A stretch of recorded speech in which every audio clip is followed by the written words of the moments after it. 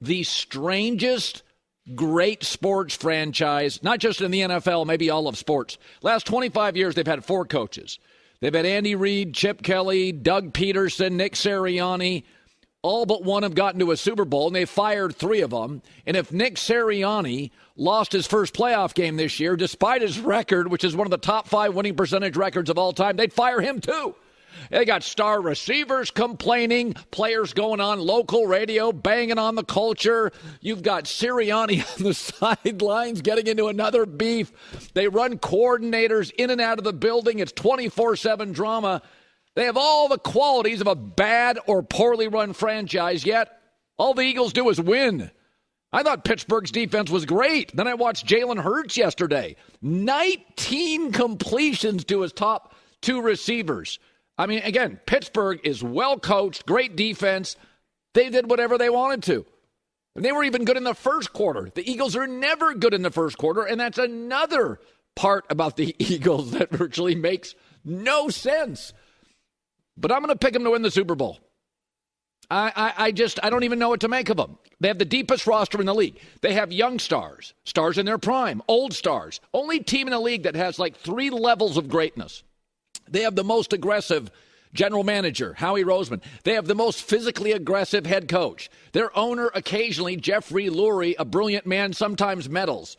Owner, GM, head coach, quarterback. It is a lot of alpha. It is a lot of puffing your chest out. But I love their aggressiveness. They don't apologize what they are, who they are. They don't apologize. And Buffalo, love them, but I don't trust them. Kansas City's barely beating anybody. They can't protect Mahomes. Baltimore, well, playoffs are their kryptonite. Detroit, I mean, they're running out of players. I'm going to take Philadelphia. They got 5 different ways to beat you. The layering of talent's incredible. Sirianni's opening press conference was regrettable. He laughed at it. I think he's one of those coaches and one of those people in America. This is not a bad thing. He wasn't quite ready for the job. He was bailing water, and he had to go through coordinators, but I think he's kind of found his way. Between the talk radio in that city and the relentlessly aggressive fans, the city matches the team matches the city. And because their offense is so dramatic, you overlook their defense, which is number 1 and number 2 on 3rd down. And so they held the Steelers to 10 first downs. Honestly, I was thinking about this morning. What the Eagles are is basically that couple that constantly argues and nobody thinks the marriage will ever stay intact. And they just had their 45th wedding anniversary. It shouldn't make sense. It doesn't make sense. They got rookies in the secondary, drama on the sidelines. Wide receivers don't privately love the quarterback. Young, old offensive line, D-line, crazy head coach. And it just works. And once again, there's this scrutiny, and I'm as guilty as anybody, there's this scrutiny around the organization because all their qualities are what teams like Tennessee have and Carolina have. And Philadelphia's running through coaches. Who fires Andy Reid? Doug Peterson wins a Super Bowl, goes toe-to-toe with Brady and Belichick, and they're always left standing, and they're always winning, and the scrutiny just piles up, and Jalen Hurts aggressed that scrutiny yesterday. So that's what y'all want to see, huh? The scrutiny's never ending. It's nothing new, and so that's something that I find a thrill in, and I appreciate being told I can't and that we can't. And I know that I lead this team, and it takes a lot out of it. It demands a lot out of you. Listen, don't trust my picks, but I think Philadelphia is going to win the Super Bowl. And they're crazy, and they're arguing all the time, and they can't even go to a holiday party and somebody's throwing salsa at somebody else. It just works, and they're so talented. And Jalen Hurts has got this sort of stoicism. He's sort of this calm, big college programs. Bama says no thanks. Oklahoma's like, we'll take you. And his personality, he always feels like he's the cooler. Like in Vegas, they did the old story when somebody would get hot at the poker table, they'd send over the cooler, somebody with bad luck. Like Jalen Hurts is the good luck. But he just brings the temperature down in the room. He's the perfect fit. It may be the most dysfunctional, perfect team ever. Good for them. So Buffalo beat Detroit, and there's a lot to say about this game, but let me just start by saying this. I started watching football in 1972. I was a little kid, and I watched on a black and white TV, I watched the Washington Redskins lose to the Miami Dolphins in a Super Bowl. That's the first game I remember watching. I loved the NBA, the Portland Trail Blazers in the early 70s, and that was the first NFL game I remember watching. And then I became like a Washington Husky fan, and I remember for Robin Earl and Warren Moon and blah, blah, blah. You don't care. But Josh Allen's the most talented quarterback I've ever seen. I'll die on that hill. Don't confuse trophies with talent. Brady's got more trophies than Mahomes. Patrick's more talented. I always thought John Elway was like the greatest athlete. Remember, he was going to play either for the Yankees or the NFL. Greatest athlete to play quarterback. Compared to Josh Allen, John Elway looks small and lumbering. The kid's unbelievable. I've never seen a quarterback this good. I mean, size, arm, mobility, A++++. It's a little LeBron in his prime. It's a little Ohtani. It's a little Tiger, where you can put the best athletes in the world out there, and he's a notch above that. And I mean, once Buffalo finally got a legit running back so he could take the Superman cape off occasionally, he doesn't have any kryptonite. I mean, since entering the NFL, he has the second most rushing touchdowns. He's a quarterback. He has the second most rushing touchdowns. You know who number one is? A running back, Derrick Henry. I mean, Buffalo has allowed 86 points in the last 2 weeks. And my take is, yeah, so what? They'll get to the Super Bowl. Because Josh Allen in that time has 10 touchdowns. I worry about their defense. They are getting some starters back. But I'm watching Mahomes, who's obviously so gifted, limping around. They can't protect him. And I'm saying, God, he is so vulnerable, this team.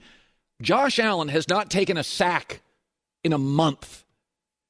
Good luck getting a hold of him. It's week 15. He looks as fresh as newly cut flowers.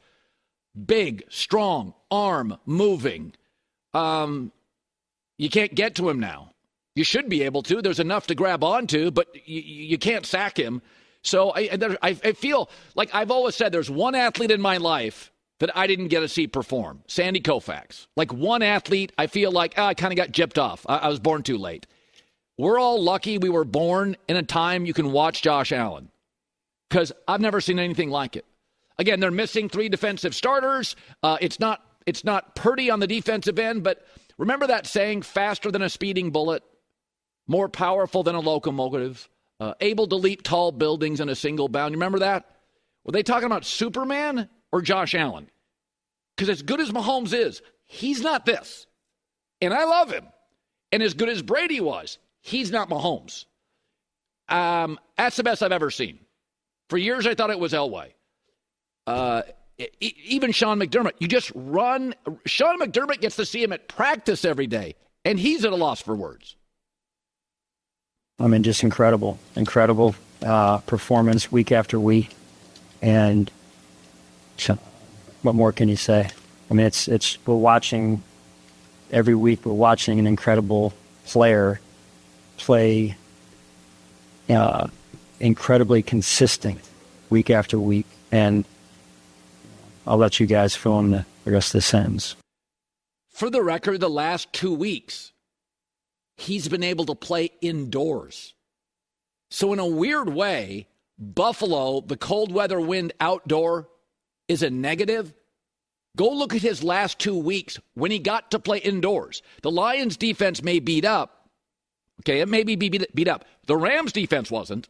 The Rams defense wasn't beat up. When he's allowed to play indoors, weather's not a negative.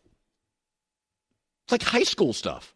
It's like that Division I high school player. He runs for 2 touchdowns. He throws for 2 touchdowns. He catches touchdowns. Think about how great you have to be a pro athlete. You were the best player in your conference. Some of you, if you ever played, were probably the best player in your region. May have been the best player in your state. That's how good you have to be. And what's remarkable, it's the classic American story. He wasn't offered a college scholarship. He ended up sending tapes out. He ends up at Wyoming, where he was really talented but didn't get the great coaching. And his first year in the NFL, all sorts of warts. He was reckless, a lot of interceptions, but you could see this remarkable player. And now he's been transformed in front of our eyes. to however you want to describe this. Can't take my eyes off him. I really do. I mean, I feel like with Detroit falling apart, Philadelphia and Buffalo, with Mahomes limping and the Lions falling apart, so much of this league is attrition. And I know Philadelphia probably is favored because they have the better defense, but I would sign up for Eagles, Buffalo Bills today. Yesterday, Jim Nantz said, this is America's team. I don't think he's wrong. It's not the Cowboys. I'm not even going to mention them in the first hour today. I have nothing on my show today to mention the Cowboys. If they come up, it's an accident. If that's America's team, I'm for it because he's a great American athlete and a great American story. J-Mac, I know, recency bias, but when you watch him the last 2 weeks playing indoors, that Rams defense is pretty good. Yeah. You also mentioned the Lions are banged up. Just breaking here in the last 5 minutes, reports are out that David Montgomery, the hammer running back of the Lions, MCL injury, could be lost for the season. Wow. Just came out. So Gibbs is a little bit of the lightning. He's awesome.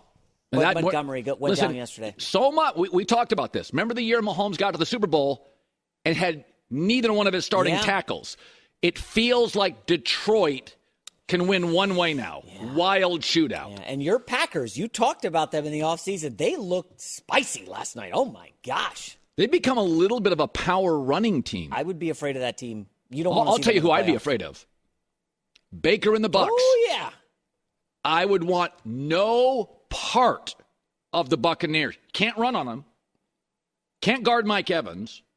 Baker's playing at his best a little reckless, but with house money because nobody thinks they're going to win. Jason Light has stacked that roster for years, the GM, one of the best scouts ever in the league. Yeah. I would not. If I'm Philadelphia, I mean, by the way, weren't they the last team to beat Philly? I mean, they've given Detroit, Philly, Kansas City, they've given everybody troubles. The way what they did to the Chargers yesterday, the stunning. number one defense in the league, dropped a 40-burger in L.A. That was wow. Yeah. That was NFC, a wow outcome. NFC kind of, after the Eagles, there's like 5 or 6 teams down with the Lions injured. I don't know. Is Washington in that group? Are they close? No, I think. No? I think Darnold and the Vikings and Baker and the Bucs will be underdogs in these playoff games. But there's something about Tampa's ability to defend the run. You cannot. So now the Lions are down to one running back. You will not run on Tampa. And also, we got to give the Rams some credit. They're coming hard, and Geno Smith goes down, and you don't want to see that Rams offense in the postseason. Oh boy.